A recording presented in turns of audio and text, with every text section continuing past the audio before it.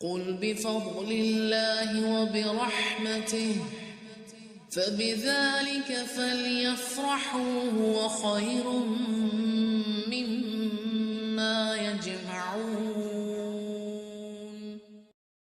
مومنین کا حال کیا ہوتا ہے جو ایسی چیزوں میں نہیں پڑتے؟ وہ کیا کرتے ہیں؟ دنیا میں خواہشات کی بجائے شریعت پہ عمل کرتے ہیں۔ اللہ تعالیٰ ان ساری صفات میں آپ کو مجھے شامل کر دے۔ اللہ اور رسول کی اطاعت کرتے ہیں، قرآن و سنت سے گہرا تعلق رکھتے ہیں، دنیا میں گمراہی اور فتنوں سے محفوظ رہتے ہیں، اور سکون اور اطمینان ان کی زندگی میں ہوتا ہے۔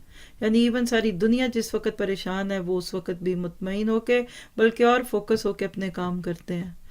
ایک اور جملہ دیکھ لیجئے، ایک اور کیٹیگری کہ پھر ایسے نیک لوگوں کا آخرت میں کیا حال ہوگا۔ یعنی جو شرک سے بچ گیا اور دنیا میں اپنے مقصد پہ نظر رکھی، تو آخرت میں ایسے مومنین کا حال کیا ہوگا؟ تھکن سے دور، شاداب چہرے، مسفرہ، اسمائلی فیسز۔